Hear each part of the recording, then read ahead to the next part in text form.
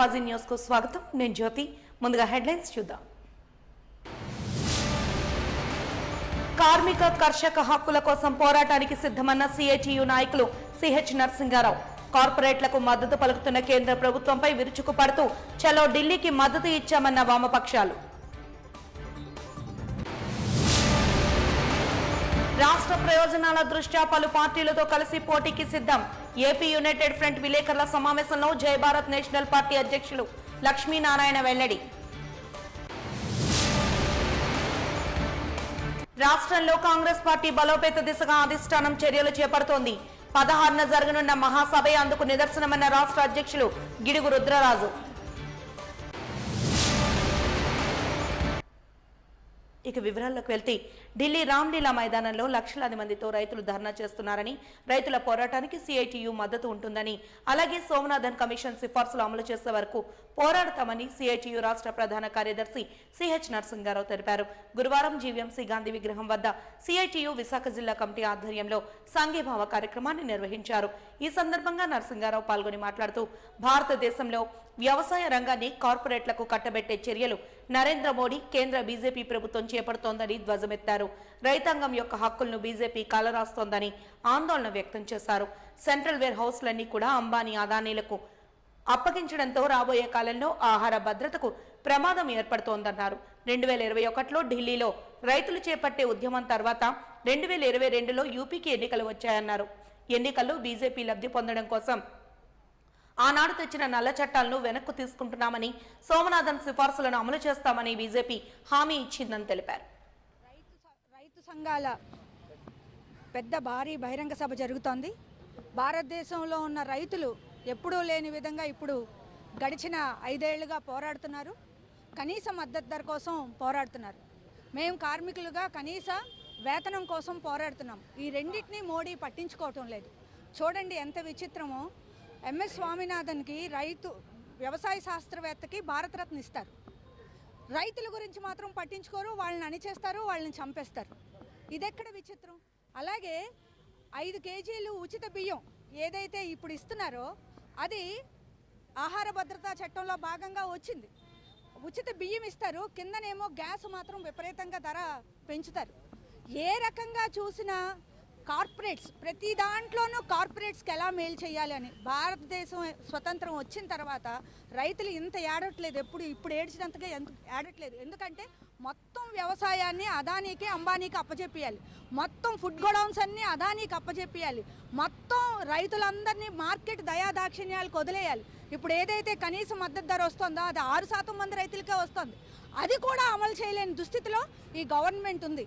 2014 ఎలక్షన్స్కి ముందు 2022 నాటికి రైతుల యొక్క ఆదాయాన్ని రెట్టింపు చేస్తానని స్వయానా ప్రధానమంత్రి గారే చెప్పారు. ఇప్పుడు ఆ రైతులు రోడ్ల మీదకి వచ్చారు.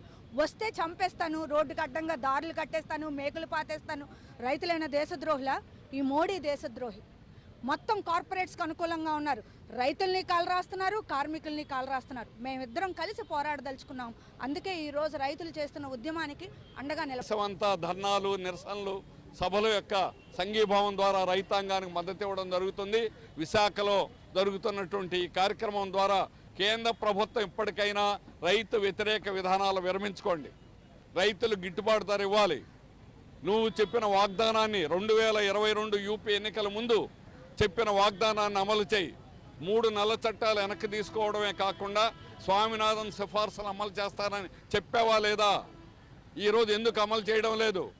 2014 ఎన్నికల ముందు 2 కోట్ల ఉద్యోగాలు ఇస్తామని చెప్పినట్టుగానే ఈరోజు ఆ వాగ్దానమే ఎక్కడా వినిపించకుండా చేస్తున్నావు.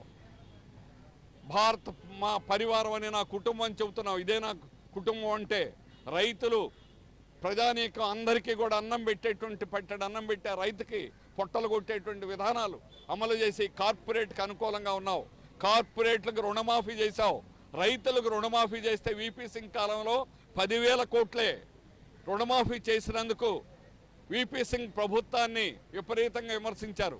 అదే బీజేపీ ఈరోజు కార్పొరేట్లకి 12.23 లక్షల కోట్ల రూపాయలు రుణమాఫీ ఎలా చేశావని అడుగుతున్నావు. నువ్వు కార్పొరేట్ల ప్రభుత్వం, సిడబ్ల్యూసి గోడౌన్లన్నీ కూడా వాళ్ళకి అప్పచెప్పావు. నీ విధానాలు రైతులకి దక్షిణ నియోజకవర్గంలో వంశీకృష్ణ శ్రీనివాస్ యాదవ్ కు జనసేన అసెంబ్లీ టికెట్ కేటాయించడం పట్ల శెట్టి బలిజ సంఘాలు హర్షం వ్యక్తం చేశాయి. ఈ మేరకు గ్రీన్ పార్క్ వద్ద గౌతులచ్చన్న విగ్రహానికి పూలమాలలు వేసి బడుగు బలహీన వర్గాల అభ్యున్నతికి కృషి చేసే జనసేన పార్టీ సిద్ధాంతాలకు అనుగుణంగా వంశీకృష్ణ శ్రీనివాస్ యాదవ్ దక్షిణ నియోజకవర్గంలో అన్ని వర్గాల అభ్యున్నతికి కృషి చేస్తారని ఆశిస్తున్నామని తెలిపారు.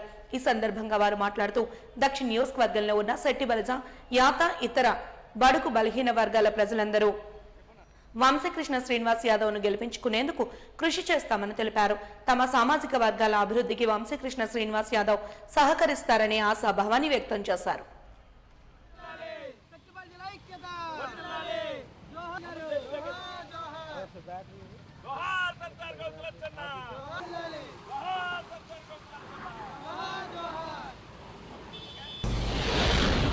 ఈ రోజు విశాఖపట్నంలో విశాఖ దక్షిణ నియోజకవర్గంలో యాత, శెట్టి బలిజ, శ్రీశైన, ఈడిగా మొదలగు గీత ఉపకులాలు మేమందరం కలిపి దక్షిణ నియోజకవర్గంలో 50,000 పైచిలకు ఓటర్లుగా ఉన్నాం. ఇప్పటికొచ్చి అన్ని రాజకీయ పార్టీలు, గత ఎమ్మెల్యేలు, వైసీపీ ప్రభుత్వం కానీ మమ్మల్ని కేవలం ఓటు బ్యాంకుగా మాత్రమే పరిగణించి వాడుకున్నారు. విశాఖ దక్షిణ నియోజకవర్గంలో ఏ విధమైన అభివృద్ధి లేకుండా యాత, శెట్టి బలిజీలు అనగారిపోయి ఉన్నాం. ఈ రోజు 50,000 మంది కూడా ఈ రోజు వంశీకృష్ణ శ్రీనివాస్ గారికి జనసేన అధ్యక్షుడు పవన్ కళ్యాణ్ గారు విశాఖ దక్షిణ నియోజకవర్గం ఎమ్మెల్యే అభ్యర్థిగా కేటాయించినందుకు మేము ధన్యవాదాలు తెలుపుతున్నాం.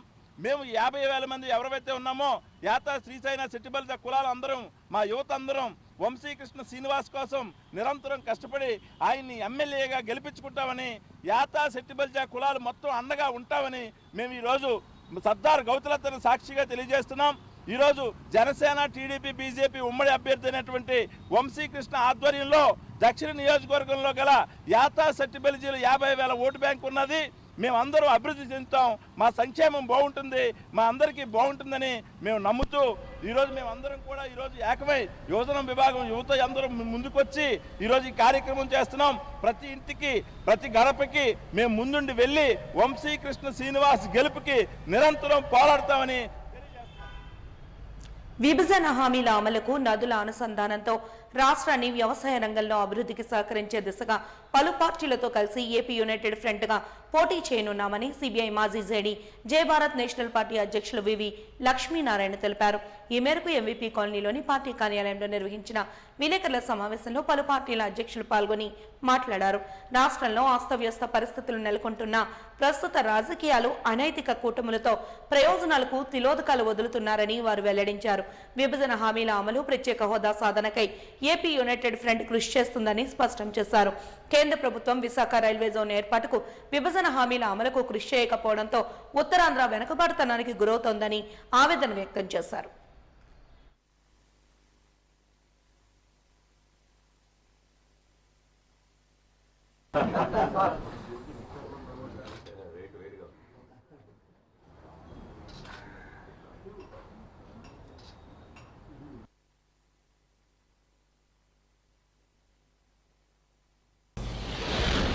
అసెంబ్లీ కాన్స్టిట్యుయెన్సీ నుంచి ఈసారి నేను పోటీ చేస్తున్నాను. ఇక్కడ నుంచి నార్త్ అసెంబ్లీ కాన్స్టిట్యుయెన్సీ. ఇద్దరు రాజులతో ఒక సామాన్యుడు తలబడబోతున్నాడు. చూద్దాం విజయం ఎవరు. సామాన్యుడి విజయం ప్రజా విజయం అవుతుందని మీ అందరికీ తెలియజేసుకుంటూ సెలవు తీసుకున్నాను. జై భారత్, జై ఏపీ యునైటెడ్ ఫ్రంట్. లింగ మరియు సమాజ అసమతుల్యత అన్నది పెరిగిపోయింది. భారతదేశంలో 77% సంపద కేవలం 10% మంది మాత్రమే అనుభవిస్తున్నారు. అట్టడుగున ఉన్న 50% మంది దగ్గర కేవలం 1% సంపద ఉంది. మరి ఇది ఎక్కడి ప్రజాస్వామ్యం అండి? రాజ్యాంగంలో మనం సోషలిస్ట్, సెక్యులర్, డెమోక్రటిక్, రిపబ్లికన్ రాసుకున్నాం. సమాజాన్ని ఏర్పాటు చేస్తామని. ఎక్కడ సమాజం ఏర్పడుతుంది?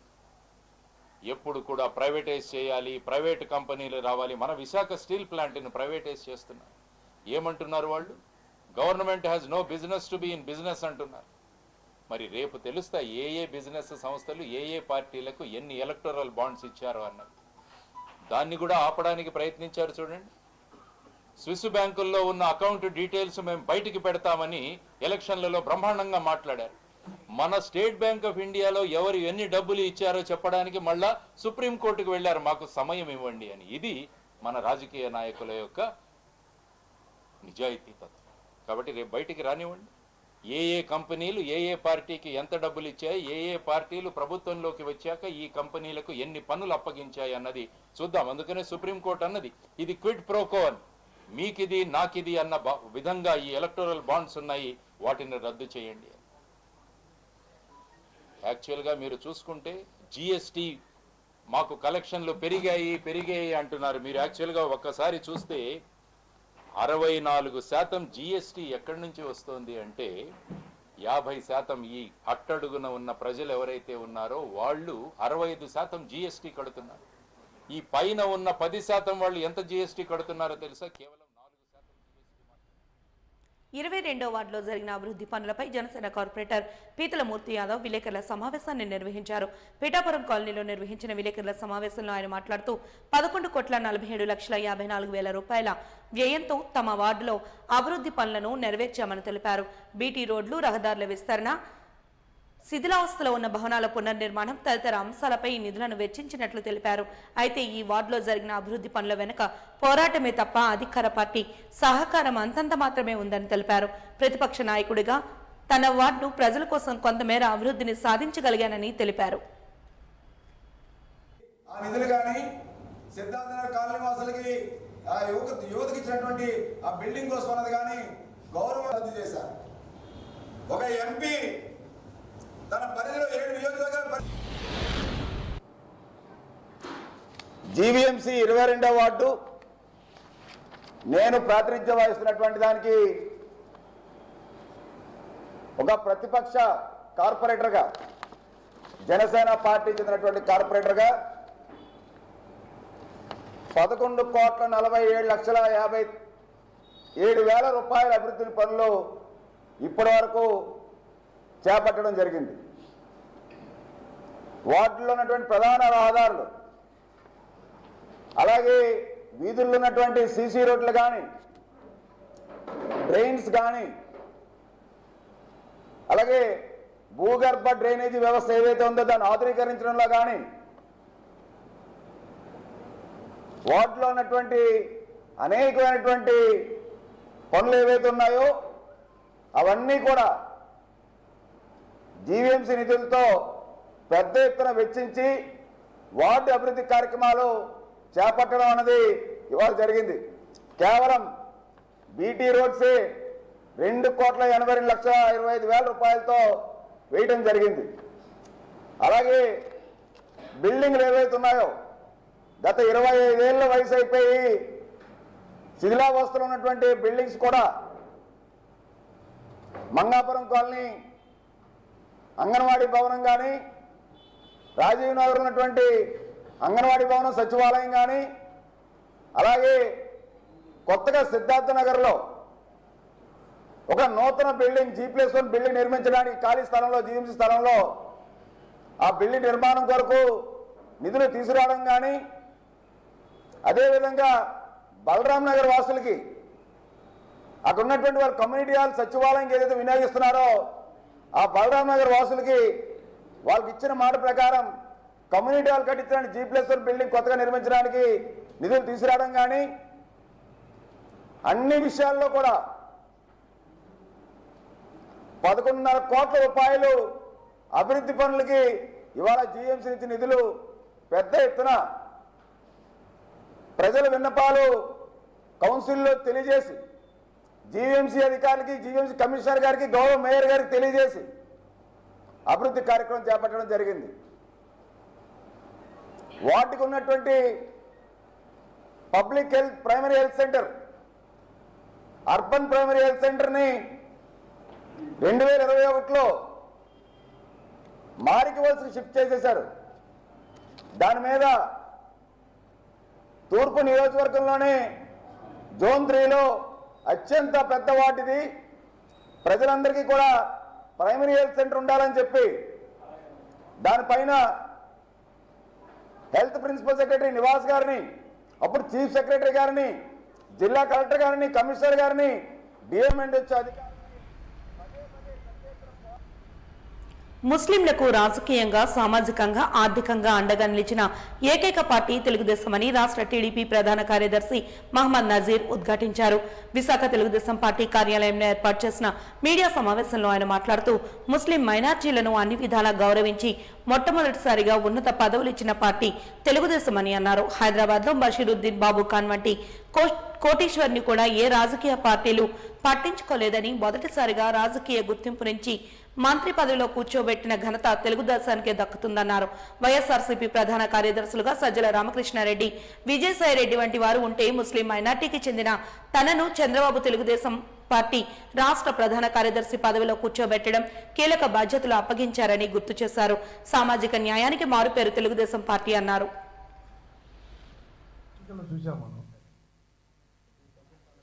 పక్క రాష్ట్రంలో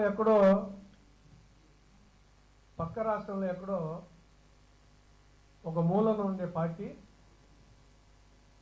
ఆ పార్టీ తన అభిప్రాయం చెప్తూ ఆంధ్రప్రదేశ్లో తెలుగుదేశం పార్టీని, నారా చంద్రబాబు నాయుడు గారి యొక్క కూటమికి ముస్లిం మైనార్టీలు దూరం అవుతున్నారనేది దాని యొక్క సారాంశం. దాన్ని రాష్ట్ర పౌరుడిగా, అలాగే ఒక ముస్లిం వ్యక్తిగా, తెలుగుదేశం కార్యకర్తగా నేను పూర్తిగా ఖండిస్తున్నాను. ఎందుకంటే నారా చంద్రబాబు నాయుడు గారికి కానీ, తెలుగుదేశం పార్టీకి కానీ, గతంలో స్వర్గీయ ఎన్టీ రామారావు గారు కానీ ముస్లింలు ఎనలేని ప్రేమ చూపెట్టిన పార్టీ నాయకులు ఎవరు ఉన్నారంటే తెలుగుదేశం పార్టీ. అప్పట్లో స్వర్గీయ ఎన్టీ రామారావు గారు, ఇప్పుడు నారా చంద్రబాబు నాయుడు గారు, నారా లోకేష్ గారు. ముస్లింలకి అండా తెలుగుదేశం జెండా. ముస్లింలకి అనేక విధాలుగా సామాజికంగా, ఆర్థికంగా, రాజకీయంగా ఈ మూడు అంశాలే దేనికని వస్తాయి ఒక మనిషికి, ఒక సమాజానికి.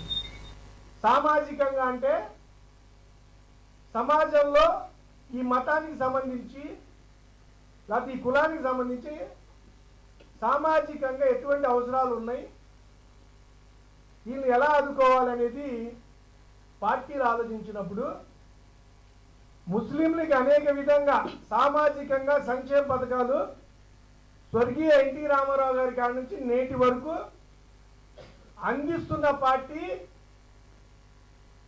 తెలుగుదేశం పార్టీ, నారా చంద్రబాబు నాయుడు. జగన్మోహన్ రెడ్డి మోసగాడు. జగన్మోహన్ రెడ్డి ముస్లింస్ని ఊచకోత కోశాడు. జగన్మోహన్ రెడ్డి ముస్లింని అనగదొక్కాడు. జగన్మోహన్ బసవతారకం క్యాన్సర్ హాస్పిటల్ జిమ్సర్ సంయుక్త ఆధ్వర్యంలో ప్రముఖ వైద్య నిపుణులు క్యాన్సర్ స్క్రీనింగ్ ఉచితంగా నిర్వహించారు. అక్కేపాలెం 80 ఫీట్ రోడ్లో గౌరీ కళ్యాణ మండపం ఎదురుగా నిర్వహించిన ఈ కార్యక్రమానికి క్యాన్సర్ స్క్రీనింగ్ బస్లో నిపుణులైన సీనియర్ డాక్టర్స్ మెగా వైద్య శిబిరాన్ని నిర్వహించినట్లు వార్డు అధ్యక్షులు తెలిపారు. ఈ సందర్భంగా వార్డు అధ్యక్షులు మాట్లాడుతూ క్యాన్సర్ వ్యాధి గురించి జనాల్లో అవగాహన పెంచే దిశగా కుటుంబంలో ఎవరైనా క్యాన్సర్తో బాధపడుతుంటే స్క్రీనింగ్ పరీక్షలు చేయించుకోవడం వల్ల ముందుగానే దాన్ని గమనించే అవకాశం ఉంటుందని తెలిపారు. ఈ కార్యక్రమంలో బసవతారకం జిమ్సర్ హాస్పిటల్స్ వైద్య నిపుణులు పాల్గొని తగు విధంగా చికిత్సలను అందించేందుకు సిద్ధంగా ఉన్నామని తెలిపారు. అదేవిధంగా స్క్రీనింగ్ టెస్టులను నిర్వహించి ఆ సూచనలు ఉన్న వారికి ముందుగానే చికిత్స విధి విధానాలను తెలియజేశామని తెలిపారు.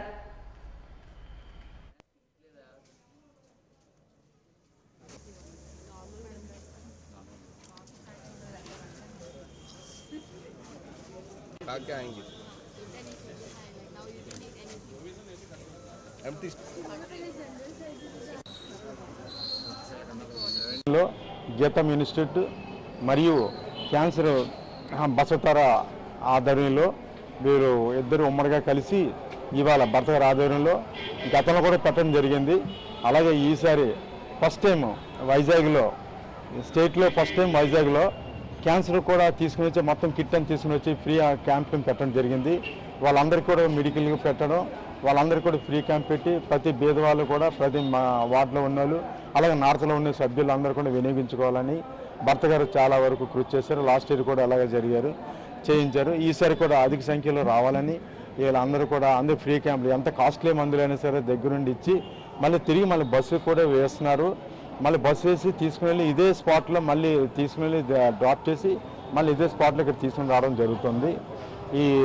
ఈ స్పెషల్స్ ఎప్పుడు కూడా గీతం అధినేత భర్త గారి ఆధ్వర్యంలో జరుగుతుంది. ఈ అందరూ కూడా వినియోగించుకోవాలని చాలా బాగుంది. లాస్ట్ టైం కూడా చేయించుకున్న ఇవాళ తెలిసి కూడా అందరూ వస్తున్నారు. సడన్గా పెట్టడం జరిగింది, 1 డే ముందే పెట్టడం జరిగింది. ఆయన జనాలందరూ కూడా రావడం జరుగుతుంది. లాస్ట్ టైం కూడా దగ్గర 1800 మంది ఇక్కడికి వచ్చారు. 600 మందికి కళ్ళదలు కూడా ఇవ్వడం జరిగింది. దగ్గర 25 మందికి కళ్ళు ఆపరేషన్ కూడా చేశారు. అలాగే 3 రోజులు ట్రీట్మెంట్ బస్సు తీసుకుని వెళ్ళి 3 days బస్సు పంపించారు. ఈ బస్సు కూడా ఈ వార్డు ప్రజలు అందరూ వినియోగించుకున్నారు. అలాగే నార్త్ ప్రజలు వినియోగించుకున్నారు. అదే స్పాట్ 80 feet జంక్షన్లో గౌరీ కళ్యాణ్ ఎదురుగా ఉన్న అపార్ట్మెంట్ దగ్గర జరుగుతుంది. పార్టీ నాయకులు అందరూ కూడా పాల్గొన్నారు. అలాగే రాష్ట్రంలో ఏపీపీఎస్సీ పరీక్షల నిర్వహణ మూల్యాంకనాల తీరుతెన్నులపై సిబిసిఐడి విచారణ జరిపించాలని టీడీపీ గాజ్వాక ఎమ్మెల్యే అభ్యర్థి పల్లా శ్రీనివాసరావు డిమాండ్ చేశారు. ఈ మేరకు విశాఖ రామ్నగర్లోని పార్టీ కార్యాలయంలో నిర్వహించిన విలేకరుల సమావేశంలో ఆయన మాట్లాడుతూ లక్షల మంది నిరుద్యోగుల భవితవ్యంపై గౌతమ్ సాహంగ్ వంటి అధికారి నిర్లక్ష్య వైఖరితో వ్యవహరించారని ఆరోపించారు.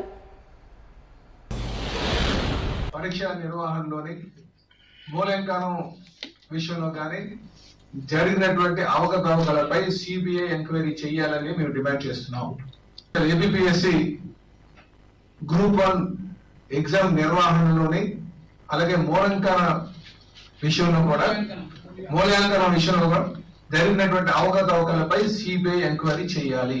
ఇది మేము తెలుగుదేశం పార్టీ తరఫున డిమాండ్ చేస్తున్నాం. అలాగే ఏపీపీఎస్సీ చైర్మన్ అయినటువంటి గౌతమ్ సేవాగ్ పైన కార్యదర్శి అయినటువంటి రామాంజనేయుల పైన చట్టబద్ధమైనటువంటి చర్యలు తీసుకోవాలి. వాళ్ళపైన ఎంక్వైరీ చేయాలి.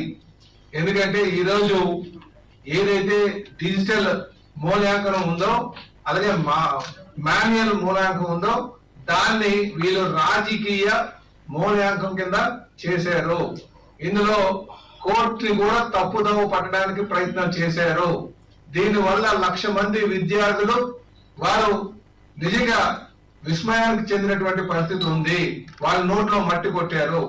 దీన్ని గమనించాల్సినటువంటి విషయం ఉందని ఈరోజు ఏపీపీఎస్సీని కూడా ఒక రాజ్యాంగబద్ధమైనటువంటి వ్యవస్థను కూడా వైసీపీ ప్రభుత్వం దాన్ని నీరుగార్చి దాంట్లో రాజకీయ ఇంటర్ఫిరెన్స్ తో ఈ రోజు అనేక మంది పిల్లల జీవితాలతో చెలగాటమాడుతున్నటువంటి విషయాన్ని మీరు గమనించాలి. శివరాత్రి పర్వదినాన్ని పురస్కరించుకుని వాజీ ఛానల్ నిర్వహించిన హౌసీ విజేతలకు బహుమతి ప్రదానోత్సవ కార్యక్రమం ఉల్లాసంగా సాగింది. ఈ కార్యక్రమానికి అతిథులుగా హాజరైన యువ వ్యాపారవేత్తలు కరుణాకర్, పెంటపాటి విజేతలకు బహుమతులను అందజేసి మాట్లాడుతూ వాజీ ఛానల్ పారదర్శకమైన వార్తలతో పాటు గత 30 ఏళ్లుగా హౌసీ వంటి వినోదాత్మక కార్యక్రమాన్ని నిర్వహించడం అభినందనీయమన్నారు. ఫుల్ హౌసీ విజేతగా చింతలవలసకు చెందిన యమున, మొదటి కన్సలేషన్ విజేతగా నర్సీపట్నానికి చెందిన రాము, 2వ కన్సలేషన్ విజేతగా విజయనగరం కొనిసి వీధికి చెందిన అనురాధ, 3వ కన్సలేషన్ విజేతగా వీటి అగ్రహారానికి చెందిన రాంబాబు, 4వ కన్సలేషన్ విజేతగా అరుంధతి నగర్ కు చెందిన లావణ్య, 5వ కన్సలేషన్ విజేతగా దండు మారమ్మ గుడి ప్రాంతానికి చెందిన స్వప్న, 6వ కన్సలేషన్ విజేతగా గాజులరేగకు చెందిన గాయత్రీదేవి, 7వ కన్సలేషన్ విజేతగా నర్సీపట్నానికి చెందిన భవానీ, 8వ కన్సలేషన్ విజేతగా బాబామెట్ట ప్రాంతానికి చెందిన వరలక్ష్మి, 9వ కన్సలేషన్ విజేతగా నర్సీపట్నానికి చెందిన వినోద్ నిలిచారు. ఈ సందర్భంగా విజేతలు తమ ఆనందాన్ని పంచుకోవడంతో పాటు వాజీ ఛానల్ కార్యక్రమాలతో గల అనుబంధాన్ని వివరించారు.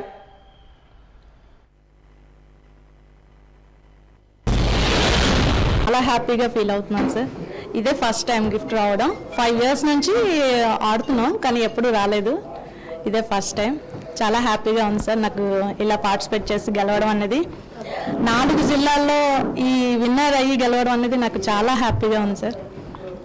మెయిన్ వాజీ ఛానల్స్ అన్నీ చూస్తాను సార్, బాగుంటాయి హెచ్డి క్వాలిటీతో. అది వాజీ మ్యూజిక్, న్యూస్ అన్నీ చూస్తుంటాను సార్, చాలా బాగుంటాయి హెచ్డి క్వాలిటీస్తో. చాలా హ్యాపీగా ఉంది సార్. ఆనందంగా ఉంది సార్. పండగ దినాన దేవుడి బొమ్మలు రావడం, అదేవిధంగా చాలా ఇదిగా కండక్ట్ చేయడం చాలా ఆనందంగా ఉంది సార్. Thank you sir. సంతోషంగా ఉంది సార్. ఫస్ట్గా నుంచి వాజీ ఛానల్లో మేము చూస్తూ ఉంటాం. మా టీవీ కాడ నుంచి ఆ ఛానల్ నుంచే చూస్తున్నాం. ఫస్ట్ టైం హ్యాపీగా ఉంది. గిఫ్ట్ కన్నా ఇలాగా పిల్లలతో సహా మా ఫ్యామిలీతో సహా ఉండడం చాలా సంతోషంగా ఉంది. టీవీలో కనిపించడం అనేది ఒక వాజీ ద్వారాగా అయినందుకు నేను వాజీ టీవీకి థ్యాంక్స్ చెప్తున్నాను సార్. చాలా హ్యాపీగా ఫీల్ అవుతున్నాం ఫస్ట్ ప్రైజ్ రావడం. 4 జిల్లాల్లో ఫస్ట్ ప్రైజ్ రావడం అంటే అదృష్టం అనుకుంటున్నాం. Thank you. సంతోషంగా ఉంది సార్. మేము 4 సంవత్సరాల నుంచి ఆడుతున్నాం, ఎప్పుడూ రాలేదు. ఈసారి వచ్చింది అవసి, చాలా సంతోషంగా ఉంది. వాజీ న్యూస్ అవన్నీ చూస్తాము. నర్సీపట్నం నుంచి ఇంత దూరం వచ్చామంటే మాకు చాలా ఆనందంగా ఉంది. మాటలు కూడా రావట్లేదండి. మీ హౌస్ ఆడడం ఇదే ఫస్ట్ టైం అండి. ఫస్ట్ టైం ఇదే ఫస్ట్ టైం కూడా గిఫ్ట్ వచ్చింది. చాలా హ్యాపీగా ఫీల్ అవుతున్నాం. థ్యాంక్స్ టు వాజీ. అన్నీ ఎప్పుడు వాజీలు వచ్చి అన్ని ప్రోగ్రామ్స్కి అటెండ్ అవుతారు. మొన్న రంగోలీ ప్రోగ్రామ్స్లో కూడా మా మమ్మీకి చీర వచ్చింది. అక్కడ ఉన్న వాళ్ళందరినీ మా కింద కేబుల్ రాజుగా అంకుల్ కూడా అందరూ సంతోషమయ్యాము. సంతోషంగా ఉంది. సపోర్ట్ చేశారు కూడా అంకుల్ మాకు. ఎప్పుడు నేను కూడా హౌసీ ఆడతాము. 5 years నుంచి 3 years ఆడుతున్నాము. ఈసారి కిందటి శివరాత్రికి ట్రై చేసాము, కానీ కొంచెం రాలేదు. ఈసారి మాత్రం ట్రై చేస్తే మా అన్నీకి వచ్చింది. మనీ టికెట్లని మా తాతయ్య మాది ఒక ఇల్లు కింద మా తాతయ్య ఆడాలనేసి మా తాతయ్య టికెట్ నేనాడా, నా టికెట్ నుంచి మనీ ఆడాడు. మనీ దాంట్లో వచ్చినందుకు చాలా సంతోషంగా ఉంది. ఎప్పుడు అందరూ మేము ఆడుకున్నప్పుడు పిల్లలు అందరూ నుంచి ఇంటికి వస్తుందని చాలా హ్యాపీగా ఫీల్ అయ్యాము. అంతే. మా తాతకి న్యూ ఇయర్లోని బండి ఇద్దామని అనుకున్నాను, కానీ అప్పటికి రాలేదు. అందుకే ఈసారి ఊయలను కూర్చోబెడతాను మా తాతకి అనుకున్నాను. రోజు వీరిద్దరి సమక్షంలో వీరి చేతుల మీదుగా బహుమతులు ప్రదానం చేయడం జరుగుతుంది. ముందుగా సార్, వాజీ ఛానల్కి ఇన్ని సంవత్సరాల నుంచి మీరు మాకు ఈ ప్రైజెస్ అవి ఇస్తున్నారు. We feel very happy. మీలాంటి వాళ్ళు మా వెనక ఉంటే మేము ఇంకా ఎన్నో మంచి కార్యక్రమాలు చేయగలం. 22 years నుంచి ఈ గిఫ్ట్స్ అనేవి స్పాన్సర్ చేస్తున్నాను. రాజుగారు నాకు చాలా సపోర్ట్ చేశారు. వాజీ ఛానల్ కూడా మంచి సపోర్ట్ చేస్తుంది. ఈ గిఫ్ట్స్ అనేవి మాకు మా బిజినెస్కి సపోర్ట్ చేస్తూ మేము బిజినెస్లో గ్రోత్ పెంచడానికి కూడా మాకు ప్రజలు కూడా చాలా బాగా సపోర్ట్ చేస్తున్నారు. ఈ గేమ్ అనేది చాలా బాగుంటుంది. ఈ నెల 16వ తేదీన స్టీల్ ప్లాంట్లో కాంగ్రెస్ ఆధ్వర్యంలో మహాసభను నిర్వహిస్తున్నట్లు గిడుగు రుద్రరాజు తెలిపారు. ఈ మేరకు ద్వారకానగర్ పౌర గ్రంథాలయంలో ఏర్పాటు చేసిన సమావేశంలో కాంగ్రెస్ నేతలతో కలిసి ఆయన మాట్లాడారు. ఈ సందర్భంగా గిడుగు రుద్రరాజు మాట్లాడుతూ కాంగ్రెస్ పార్టీ రాష్ట్రంలో బలోపేతం చేసే దిశగా అధిష్టానం చర్యలు చేపట్టిందని తెలిపారు. విభజన హామీల అమలు, ప్రత్యేక హోదా తదితర అంశాలపై దృష్టి సారిస్తూ కాంగ్రెస్ పార్టీ వామపక్షాలతో కూడా పొత్తును ఏర్పాటు చేసుకుని సార్వత్రిక ఎన్నికల్లో పోటీ చేస్తుందని తెలిపారు.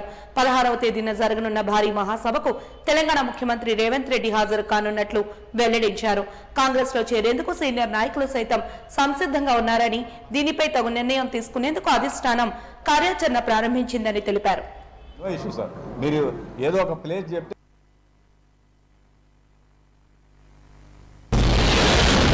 చాలా సీరియస్గా ఉంది ఈ అంశం మీద. 1350 అప్లికేషన్స్ మాకు వచ్చాయి. 175 అసెంబ్లీ నియోజకవర్గానికి, 25 లోక్సభ నియోజకవర్గాలకి. వీటిల్లో అందరితో కూడా మా పిసిసి అధ్యక్షురాలు 1-to-1 మాట్లాడడం జరిగింది.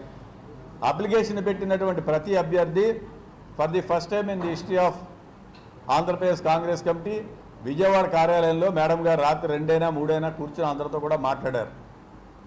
జిల్లా కాంగ్రెస్ కమిటీ అధ్యక్షుల యొక్క రిపోర్ట్ కూడా తీసుకున్నారు. ప్రతి జిల్లా కాంగ్రెస్ కమిటీ అధ్యక్షుని ప్రతి నియోజకవర్గానికి మరి అక్కడ ఉన్నటువంటి సామాజిక వర్గాల నేపథ్యంలో 1, 2, 3 ప్యానల్ తయారు చేసి 3 పేర్లు పెట్టేమన్నారు. వారు కూడా ఇచ్చారు.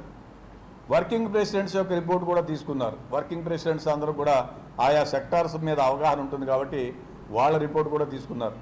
ప్రదేశ్ ఎన్నికల కమిటీ యొక్క సమావేశాన్ని నిర్వహించడం జరిగింది. సో దాంట్లో కూడా కొంత ప్రగతి సాధించారు. ఇక వడబోత కార్యక్రమం ఉంది. సో డెఫినెట్గా త్వరలోనే అభ్యర్థుల్ని ప్రకటించేటువంటి పరిస్థితి ఉంటుంది. నిన్న ఢిల్లీ వెళ్ళారు మా పిసిసి ప్రెసిడెంట్ గారు. మాకు సెంట్రల్ ఎలక్షన్ అథారిటీ ఉంటుంది. దానికన్నా ముందు స్క్రీనింగ్ కమిటీ ఉంటుంది. నిన్న ఢిల్లీలో స్క్రీనింగ్ కమిటీ సమావేశం నిర్వహించడం జరిగింది. ఆ స్క్రీనింగ్ కమిటీలో కూడా జనరల్ సెక్రటరీ ఇన్ఛార్జ్ ఆంధ్రప్రదేశ్ వ్యవహారాలు మాణిక్ ఠాగూర్ గారు, ఆ సెక్రటరీ ఇన్ఛార్జి పిసిసి ప్రెసిడెంట్ గారు, అక్కడ ఉన్నటువంటి మధుసూదన్ మిస్త్రి గారు స్క్రీనింగ్ కమిటీ చైర్మన్ వారందరూ కలిసి కూర్చుని కొంత ఎక్సర్సైజ్ చేశారు. త్వరలోనే కాంగ్రెస్ పార్టీ డెఫినెట్గా క్యాండిడేట్స్ని అనౌన్స్ చేయడం జరుగుతుంది. టచ్లో ఉన్నారు మిత్రులు. గతం నుంచి నాకు కూడా మంచి సంబంధ బాంధవ్యాలు ఉన్నాయి. పిసిసి ప్రెసిడెంట్గా ఇప్పుడు మేడం గారితో కూడా టచ్లో ఉన్నారు. Let us hope for positive. డెఫినెట్గా కాంగ్రెస్ పార్టీ సిద్ధాంతాలు, కాంగ్రెస్ పార్టీ భావజాలను నచ్చి మా నాయకుడు రాహుల్ గాంధీ గారు, మల్లికార్జున్ ఖార్గే గారి నేతృత్వంలో పని చేద్దాం అనుకున్న వాళ్ళు ఎవరైతే ఉన్నారో వాళ్ళందరినీ కూడా కాంగ్రెస్ పార్టీ స్వాగతిస్తుంది. ఎందుకంటే ఇది సొంత ఇల్లు. దీంట్లో ప్రజాస్వామ్యబద్ధంగా ఉండొచ్చు, లిబర్టీ ఎక్కువ ఉంటుంది, స్వతంత్రం ఎక్కువగా ఉంటుంది, స్వేచ్ఛావాయువులు ఎక్కువ ఉంటాయి. రీజనల్ పార్టీలో చాలామంది సఫికేట్ అవుతున్నారు. మనం చూసాం 2 రీజనల్ పార్టీలో కూడా నియంతృత్వ పోగడలతో ఉన్నటువంటి పరిస్థితి.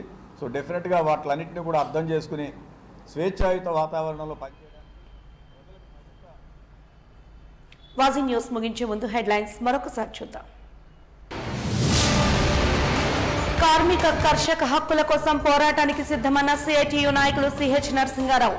కార్పొరేట్లకు మద్దతు పలుకుతున్న కేంద్ర ప్రభుత్వంపై విరుచుకుపడుతూ చలో ఢిల్లీకి మద్దతు ఇచ్చామన్న వామపక్షాలు.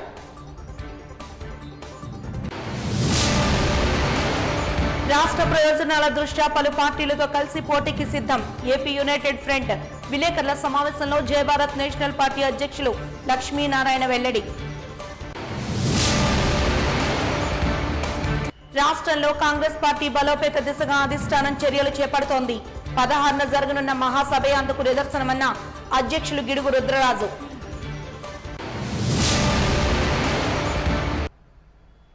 వాజీ న్యూస్ ఇంతటితో సమాప్తం. నమస్కారం.